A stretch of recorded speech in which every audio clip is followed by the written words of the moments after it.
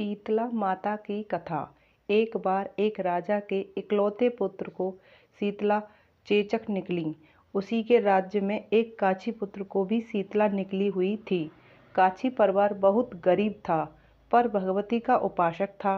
वह धार्मिक दृष्टि से जरूरी समझे जाने वाले सभी नियमों को बीमारी के दौरान भी भली भांति निभाता रहा। घर में साफ सफाई का विशेष ख्याल रखा जाता था। नियम से भगवती की पूजा होती थी। नमक खाने पर पाबंदी थी। सब्जी में न तो छौंक लगता था और न ही कोई वस्तु भुनी तली जाती थी। गर्म वस्तु न वह स्वयं खाता और न शीतला वाले लड़के को देता था। ऐसा करने से उसका पुत्र शीघ्र ठीक हो गया।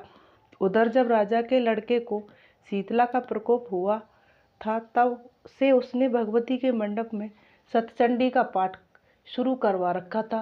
रोज हवन और बलिदान होते थे। रोज पुरोहित भी सदा भगवती के पूजन में मग्न रहते थे। राजमहल में रोज कढ़ाई चढ़ती, विविध प्रकार के गर्म स्वादिष्ट भोजन बनते। सब्जी के साथ कई प्रकार के मांस भी पकते थे। इसका प्रमाण यह होता कि उन लजीज भोजनों की गंध से राजकुमार का मन मचल उठता। वह भोजन के लिए जिद करता। एक तो राजा पुत्र और दूसरे इकलौता, इस कारण उसकी अनुचित जिद भी पूरी कर दी जाती।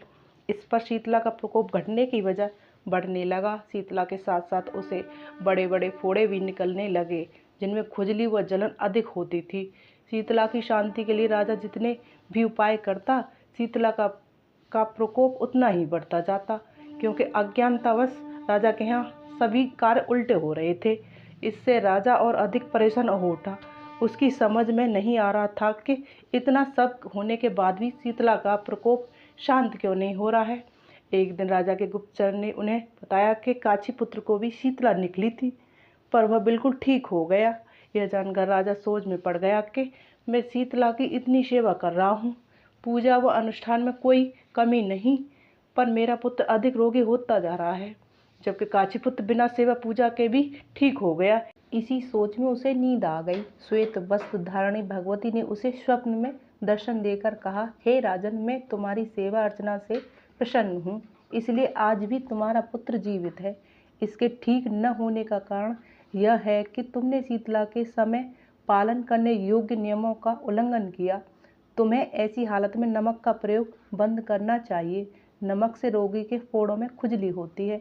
घर की सब्जियों में छौंक नहीं लगाना चाहिए, क्योंकि इसकी गंध से रोगी का मन उन वस्तुओं को खाने के लिए ललचाता है। रोगी का किसी के पास आना जाना मना है, क्योंकि वह रोग औरों को भी होने का भय रहता है। अतः इन नियमों का पालन कर, तेरा पुत्र अवश्य ही ठीक हो जाएगा। विधि समझाकर देवी अंतर ध्यान हो गई। प्रातः से ही राजा ने देवी की आज्ञा अनुसार सभी कार्यों की व्यवस्था कर दी।